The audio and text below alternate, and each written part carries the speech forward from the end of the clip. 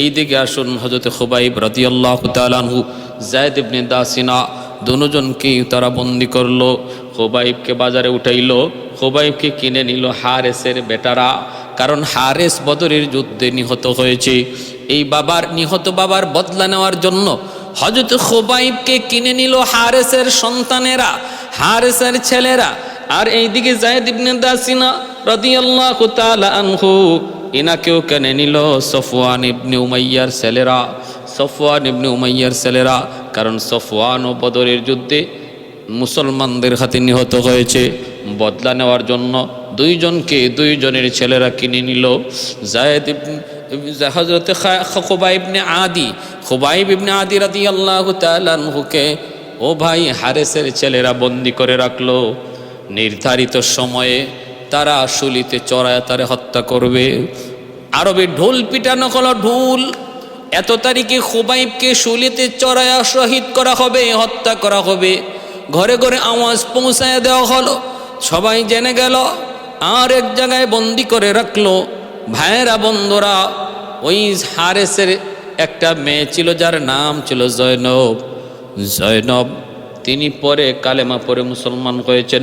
জয়নব বলতেছেন, আমি খুবাইবের মতো বন্দি আমার জীবনে কোনোদিন দেখি নাই। মা রাআইতু আসিরান কাতুন খাইরাম মিন খুবাইব, লাকাদ রাআইতুহু ইয়াকুলু মিন কিতাতিন আব ওয়া মা বিমাক্কাতা ইয়াউমা ইদিন তামার।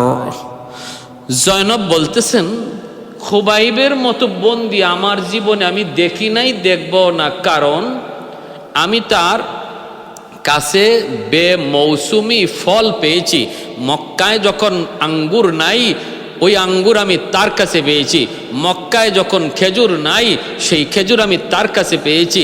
মক্কায় যেই ফল জন্মই নেয় না, ওই ফলও আমি খুবাইবের কাছে পেয়েছি। অতএব আমার ধারণা ওমা কানা ইল্লা রিজকুন রাযাকাহুল্লাহ, এটা কোনো দুনিয়ার রিজিক নয়। আমার বিশ্বাস এটা আল্লাহর দেওয়া রিজিক। সুবহানাল্লাহ। হযরত মরিয়ম আলাইহিস সালামের কাছে জাকারিয়া আলাইহিস সালামও বেমৌসুমি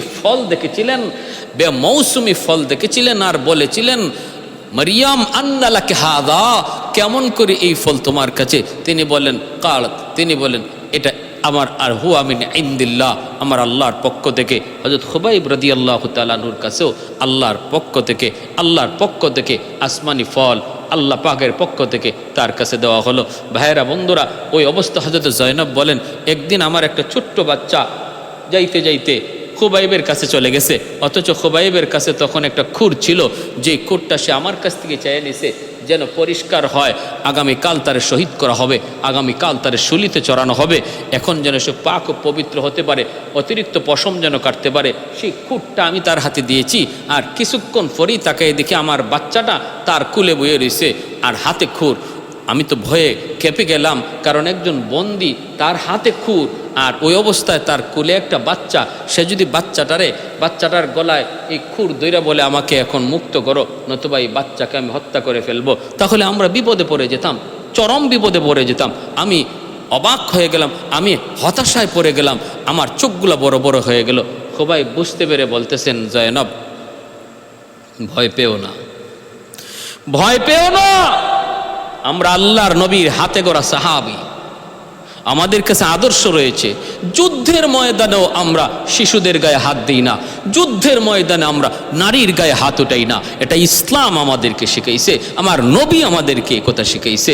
তুমি ভয় পাচ্ছ তোমার দুধের বাচ্চার বুঝি আমি কিছু করব না, এমনটা মনে করো না। মুসলমান জীবনের এতটা পরোয়া করে না যে জীবন বাঁচানোর জন্য একটা দুধের বাচ্চাকে সে পণ হিসেবে ধরবে। এই আদর্শে মুসলমান বিশ্বাসী নয়। আরে হাজিরিন, পরের দিন হযরত খুবাইব রাদিয়াল্লাহু তাআলা আনহুকে শুলিতে চড়ানোর জন্য মক্কায় ঢোল পিটায় বলে দেওয়া হলো। ওই ঢোল পিটানোর মধ্যে সমস্ত মানুষ জানলো ধরে নিয়ে যাওয়া হচ্ছে, নির্ধারিত জায়গায় শুলিতে চড়াবে। আর ভাইরা মক্কার মানুষ তারাও এইভাবে কি করতেছে, যাইতেছে আর খুবাইবকে কেউ মারতেছে, আঘাত করতেছে। নির্যাতনের এমন কোনো মাত্রা আর বাকি ছিল না যা হযরত খুবাইব রাদিয়াল্লাহু তাআলা আনহুর উপরে করা হয় নাই। যার সাক্ষী পরবর্তীতে দিয়েছিলেন হিমসের গভর্নর হযরত হিমসের গভর্নর, যিনি পরবর্তীতে এর সাক্ষী দিয়েছিলেন, সাইদ ইবনে আমর আল জুমাহি রাদিয়াল্লাহু তাআলা আনহু, যিনাকে হযরত ওমর হিমসের গভর্নর বানিয়েছিলেন, ইনি সাক্ষী দিয়েছিলেন যে খুবাইবের উপরে কি পরিমাণ নির্যাতন হয়েছে। কিন্তু আমি সেদিন কিছু করতে পারি নাই, আমি তখন ওদের মতোই ছিলাম, অমুসলিম। এখন যদি আমার সেই নির্যাতনের কথা ইয়াদ হয়, আমি মাঝে মাঝে অজ্ঞান হয়ে যাই।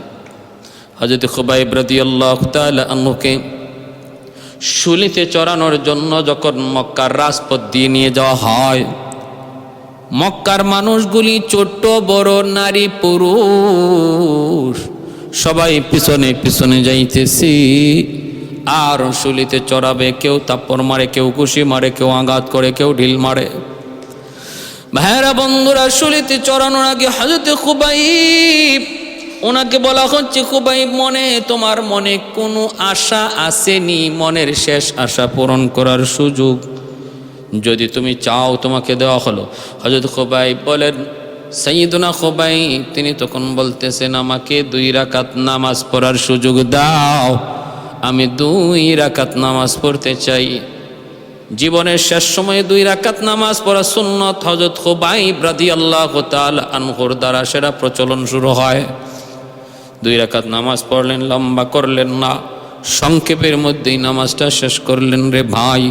এরপরে যখন শুলিতে চড়ানো হবে, শুলিতে চড়ানো যখন হবে, হযরত খুবাইব আল্লাহর কাছে দোয়া, ওয়াকতুলহুম বাদাদা ওয়ালা তুবকি মিনহুম আহাদা।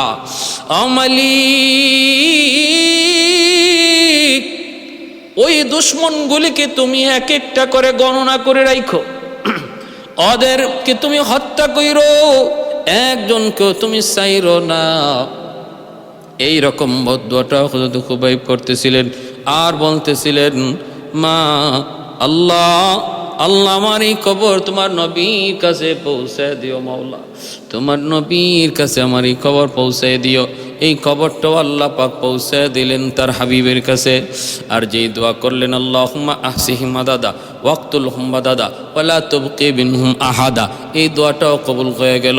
একটাকেও আল্লাহ ছাড়েন নাই, একে একে সবগুলাকে আল্লাহ পাক এক একটা যুদ্ধে আল্লাহ পাক হত্যা করেছেন, আল্লাহ ধরেছেন, আল্লাহ ধরেছেন।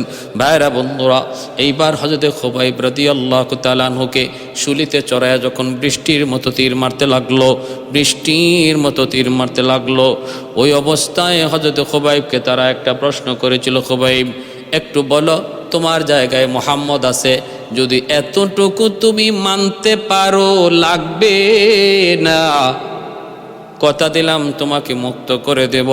হযরত খুবাইব বলেন, খোদার কসম, আমি খুবাইব জীবিত থাকতে আমার নবীর গায়ে একটা কাঁটা বিদ্ধ হবে, বরদাস্ত করব না। এজন্য আবু সুফিয়ান বলতেছিল, মা রাআইতু আহাদান ইউহিব্বু আহাদান কা আসহাবে মুহাম্মাদিন মুহাম্মাদা, মুহাম্মদের সাহাবীরা এমনটা ভালোবাসে তার নবীকে।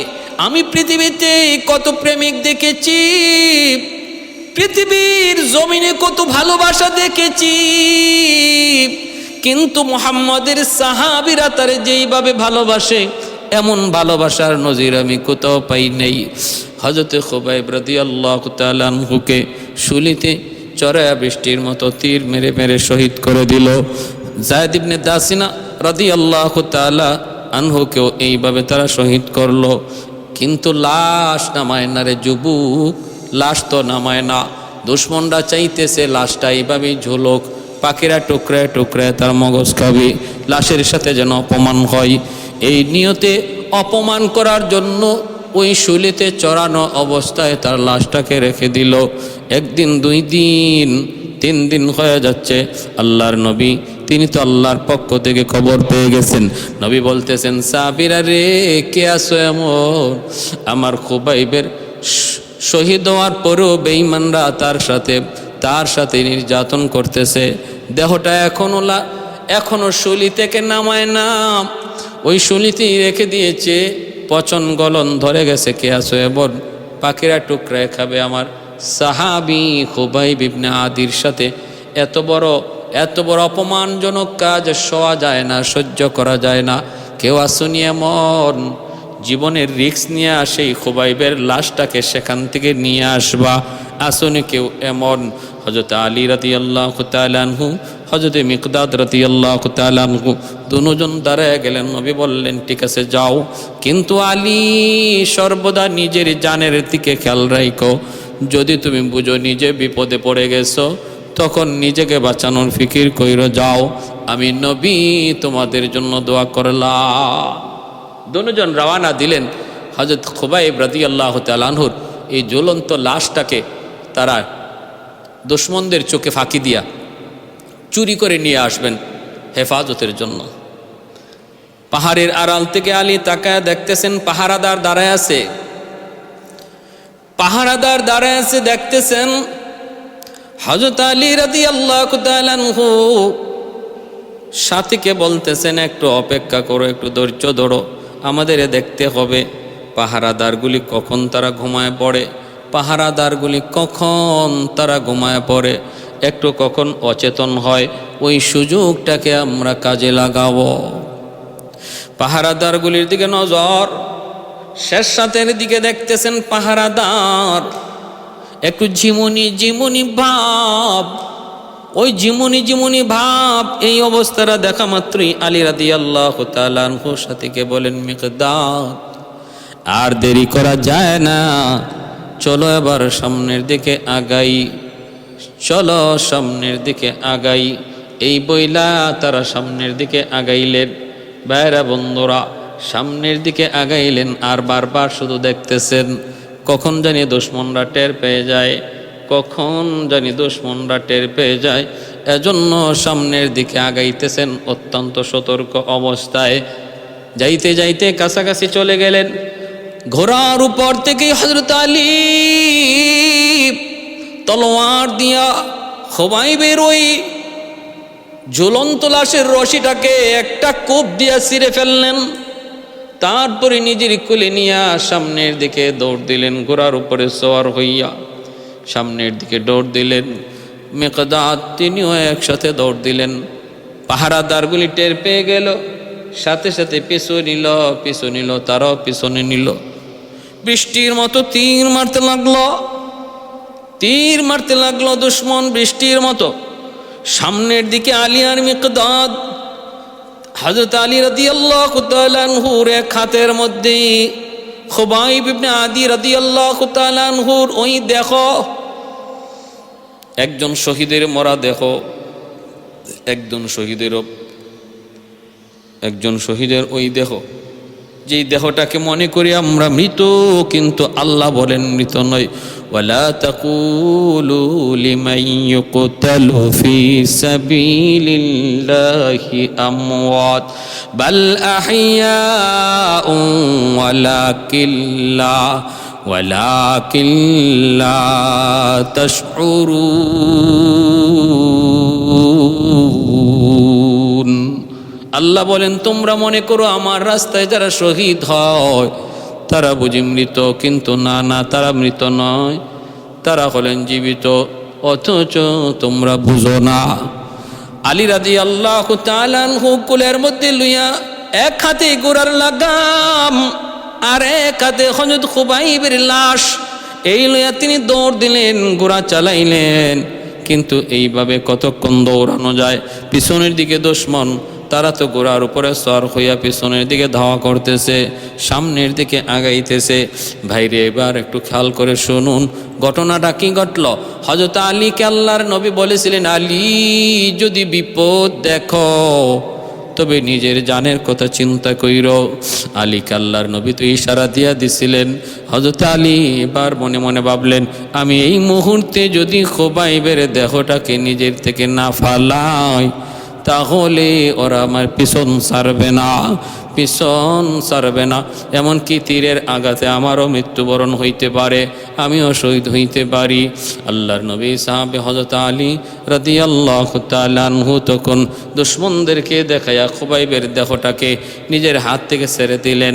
পিছনে দুশমনরা দেখতে পেল আলী হাতে থাকা ওই দেহটা ফালায়া দিছে। এরাও সামনের দিকে আসতেছে, আলীও সামনে চলে যাইতেছেন, আর দুশমনগুলা খুবাইবের দেহর কাছাকাছি আসতেছে, কারণ এটি তো মাটিতে ফালায়া দিয়েছেন।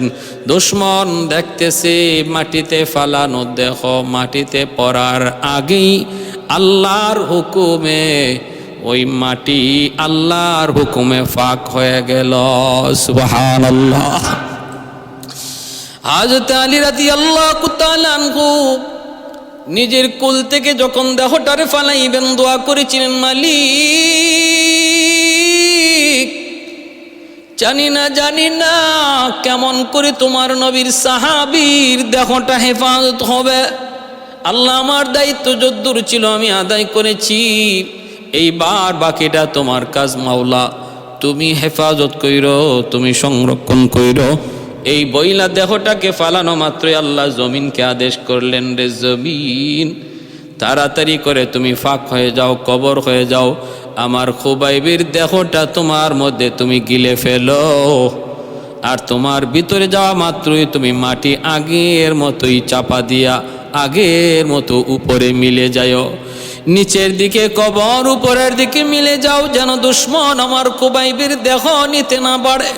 দুশ্মন নিজের চোখে দেখলো আলী দেহটা নিতে পারে না, ওই দেহটা আলী ফালায় গেল, কিন্তু দেহ তারা ধরতে পারে নাই, খুবাইবের দেহ তারা ধরতে পারে নাই। ধরার আগেই জমিন নিজের পেটে আশ্রয় দিয়ে দিল, আমানত হিসেবে গ্রহণ করে নিল।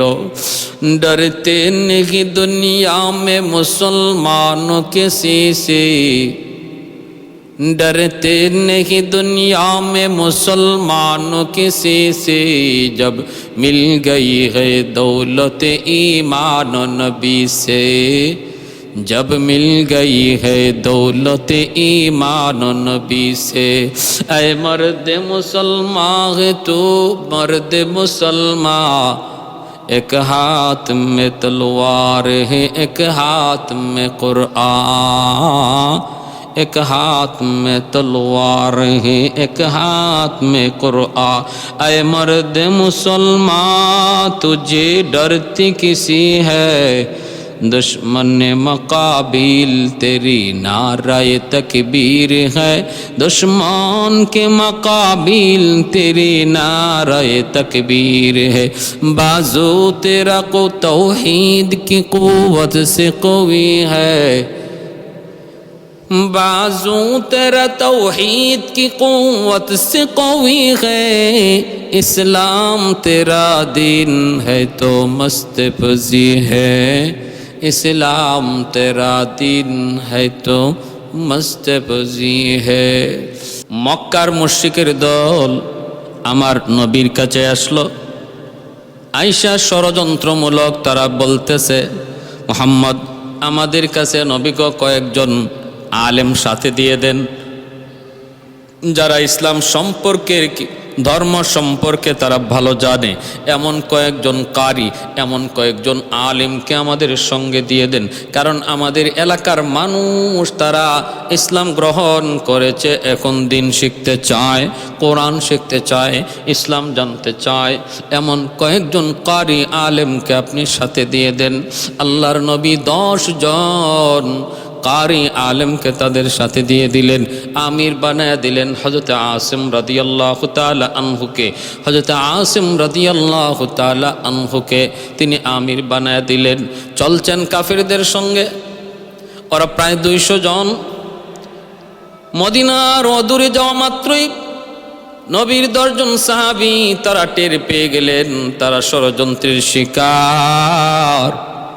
পাহাড়ের অপর প্রান্ত থেকে তাদের উপরে কঠিনভাবে আক্রমণ শুরু হয়েছে। হযরত আসিম রাদিয়াল্লাহু তাআলা আনহু বলেন, প্রাণে বাঁচার জন্য পাহাড়ে আশ্রয় নাও, দ্রুত করে আমরা পাহাড়ে আশ্রয়। তারা পাহাড়ে আশ্রয় নিলেন। পিছন এইবার পাহাড়ের নিচ থেকে দুশমনরা তাদের দিকে তীর মারতে লাগলো। আর তারা তো অস্ত্র শূন্য ছিলেন, তাদের হাতে কোনো অস্ত্র ছিল না।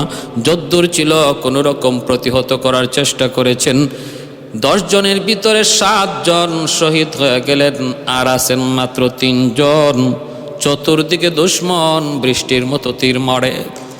ডাক দেয়া বলতেছে 3 জন বাকি, একজন আসিম আমির, আরেকজন হযরত যায়েদ ইবনে দাসিনা, আরেকজন হযরত খুবাইব বিন আদি।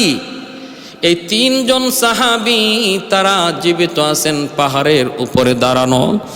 নিচ থেকে দুশমনরা আওয়াজ দিয়া কয়, আসিম তোমরা যদি সহি সালামতে জীবিত আমাদের পাশে চলে আসো, ধরা দাও, আমরা তোমাদেরকে বন্দি করে মক্কায় নেব, নির্যাতন করব না, হত্যা করব না। আমরা ওয়াদা দিলাম যদি ধরা দাও তোমাদেরকে আমরা হত্যা করব না, হয়তো বন্দি বিনিময়ে তোমাদেরকে মুক্ত করে দেব। বারবার বলতেছে। হযরত খুবাইব আর যায়েদ ইবনে দাসিনা তারা যাইতে রাজি, কিন্তু আসিম রাদিয়াল্লাহু তাআলা আনহু তিনি যাইতে রাজি হন না। তিনি যাইতে রাজি হন না বলে না, দুশমনের ওয়াদার উপরে বিশ্বাস নাই, ওদের ওয়াদার উপরে বিশ্বাস করা যায় না।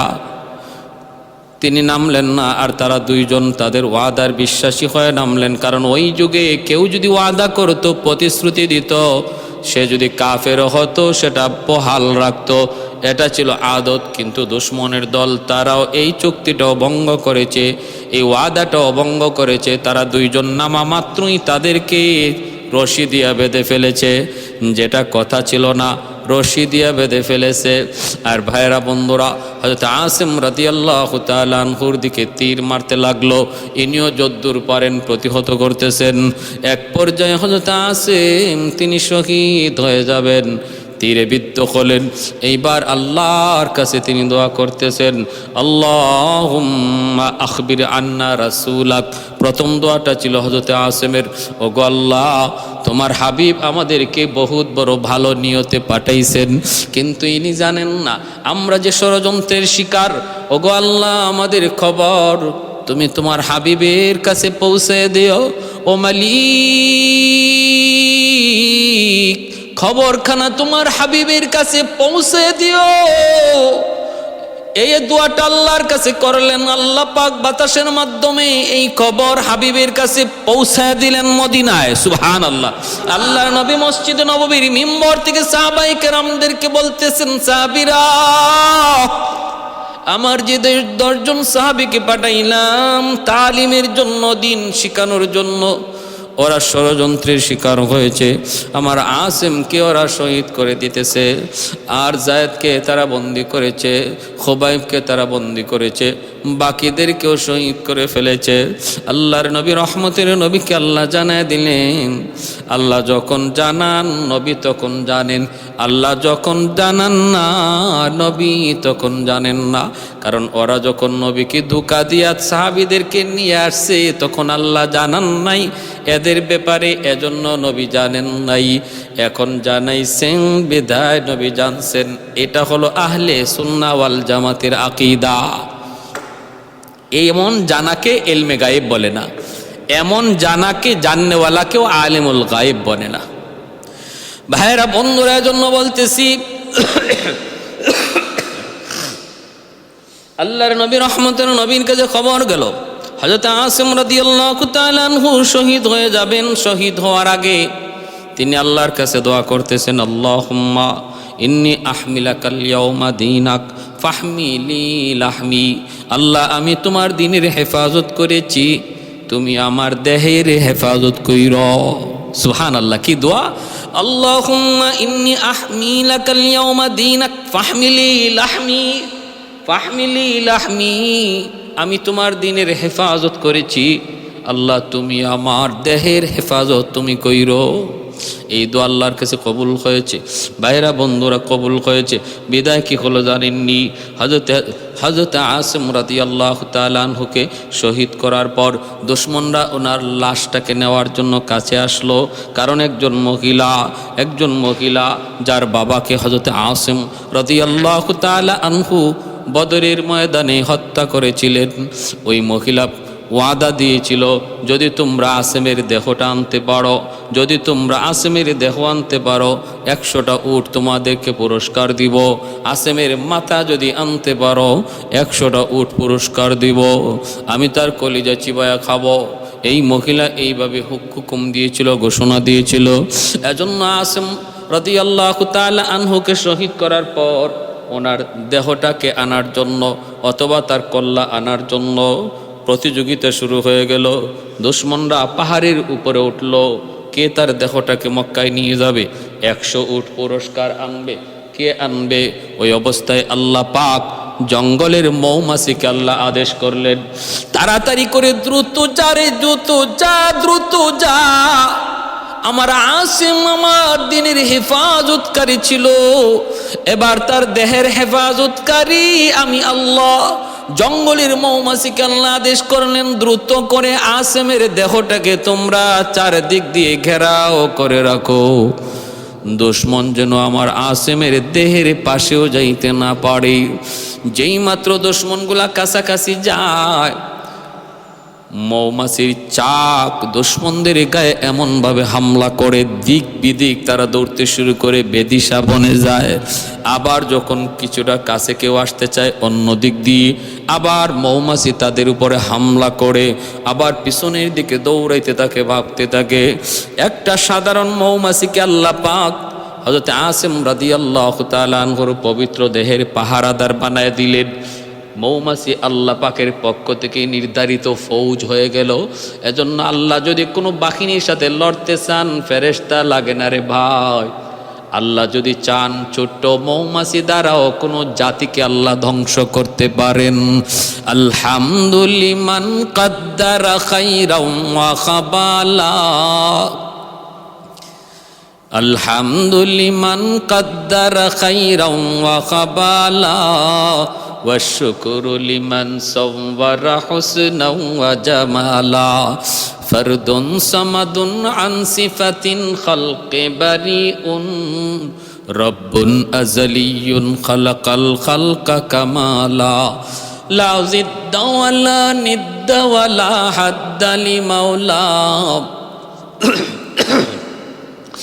লা জিদ্দা ওয়ালা নিদ্দা ওয়ালা হাদ্দা লিমাওলা, আল-আনা কামা কানা ওয়ালাম ইয়ালকা যাওয়ালা, আল-আনা কামা কানা ওয়ালাম ইয়ালকা যাওয়ালা, লা মিসলা ওয়ালা সাওয়ারা মিসলাম ওয়া নাযীরা, মান ক্বালা সিওয়া যালিকা ক্বাদ ক্বালা মুহালা।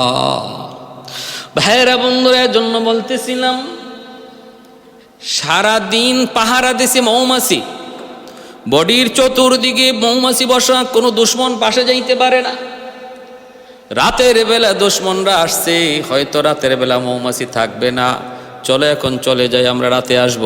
রাতে আল্লাহ এমন মুষলধারে বৃষ্টি দিলেন, ওই মুষলধারে বৃষ্টির দ্বারা দেহটারে আল্লাহ সাগরে ভাসায় নিলেন। ওরা আয়েশা আসিম রাদিয়াল্লাহু তাআলা আনহুর দেহকে আর পায় নেই। এইভাবে আল্লাহ পাক তার নবীর সাহাবীর দেহটাকে আল্লাহ পাক হেফাজত করেছেন, সংরক্ষণ করেছেন। এজন্য ভাইয়েরা বলতেছিলাম যে এই তিনজন সাহাবী ইসলামের ইতিহাসে তাদের শহীদ হওয়ার করুণ ইতিহাস। তিনজন শহীদ হয়েছেন দুশমনদের ধোঁকাবাজির কারণে। দুশমনরা ধোঁকাবাজি করেছে নবীর সাথে, মুসলমানদের সাথে। ইসলামের ইতিহাসে ধোঁকাবাজি নাই। ধোঁকাবাজির ইতিহাস হলো বেঈমানদের, ধোঁকাবাজির ইতিহাস হলো খ্রিস্টানদের, ধোঁকাবাজির ইতিহাস হলো ইহুদিদের। মুসলমানদের ইতিহাসে ধোঁকাবাজি নাই। আল্লাহর নবী যখন যার সাথে ওয়াদা করেছেন, সেই ওয়াদা আল্লাহর নবী রক্ষা করেছেন। আল্লাহর নবী যখন যার সাথে ওয়াদা করেছেন, সেই ওয়াদা 100 পূরণ করার চেষ্টা করেছেন। হযরত আমির মুআবিয়া রাদিয়াল্লাহু তাআলা আনহুর সাথে দুশমনদের সন্ধি হলো, আমরা সকাল পর্যন্ত কোনো যুদ্ধ করব না। তিনি এর ভিতরেই তিনি কি করলেন, রাতের বেলা যুদ্ধ করলেন না, কিন্তু আগাইতে আগাইতে দুশমনদের সীমানার কাছে চলে গেলেন। উদ্দেশ্য হলো সকাল হওয়া মাত্রই তিনি দুশমনদের সীমানায় ঢুকে পড়বেন, তারা যেন প্রস্তুত হওয়ার সুযোগ না পায়। তাই করলেন, ঢুকে একদম দুশমনকে পরাজিত কইরা দখল করার মতো অবস্থা, সব জয় করার মতো হালতে পরিস্থিতি তৈরি হলো। ওই অবস্থায় পিছন থেকে মদিনা শরীফ থেকে যাওয়া একজন সাহাবী ডাইকা বলেন, মুআবিয়া, আল্লাহর নবীর পবিত্র জবানে শুনেছি নবীজি বলেছেন, কখনো তোমরা ওয়াদা ভঙ্গ করবা না। ওয়াদা ছিল রাতের ভিতরে আমরা কেউ কারোর সাথে যুদ্ধ করব না। যদিও যুদ্ধ করো নাই, কিন্তু যুদ্ধের উদ্দেশ্য নিয়ে সামনে আগানো, এটাও যুদ্ধের ভিতরে সামিল। এটাও এদের সাথে ওয়াদা ভঙ্গ আল্লাহর নবী নিষেধ করেছেন, ইসলাম তা শিক্ষা দেয় নাই। বলা মাত্রই হযরত আমির মুআবিয়া বিজিত এলাকা, যে জায়গা যে এলাকা জয় করেছিলেন, ওই জয়কৃত এলাকাটাও তিনি দুশমনদের ফেরত দিয়া আবার চলে এসেছিলেন। ইসলামের ইতিহাসে অনন্য দৃষ্টান্ত। মুসলমান কখনো ওয়াদা ভঙ্গ করে না, যখন যার সাথে যে ওয়াদা দেয় ওয়াদা পূরণ করে। আর ওই দুশ্মনগুলা ধোঁকাবাজি করে আমার নবীর কাছ থেকে মদিনা শরীফের প্রসিদ্ধ 10 জন আলেম কারীকে তারা ষড়যন্ত্র করে নিয়ে রাস্তায় শহীদ করলো। 3 জনকে বন্দি করে মক্কায় নিল। আর হযরত খুবাইব আর হযরত যায়েদ ইবনে দাসিনা আর হযরত আসিম রাদিয়াল্লাহু তাআলা আনহু, এই 3 জনের মধ্যে 2 জনের দেহ উপরে তাদের খুব আক্রোশ ছিল। এক হলো হযরত আসিম আর এক হলো হযরত খুবাইব। এই 2 দেহের উপরে তাদের আক্রোশ ছিল। আল্লাহ ওই দুটোটা দেহকে কুদরতিভাবে আল্লাহ হেফাজত করেছেন। আসিম রাদিয়াল্লাহু তাআলা আনহুর দেহটাকে আল্লাহ হেফাজত করেছেন জঙ্গলের মৌমাছির দ্বারা। মৌমাছি পাহারা দিয়েছে সারাদিন, আর রাতের বেলা প্রচণ্ড মুষলধারে বৃষ্টির দ্বারা দেহটাকে আল্লাহ নদীতে নিয়ে দুশমনদের হাত থেকে হেফাজত করেছেন।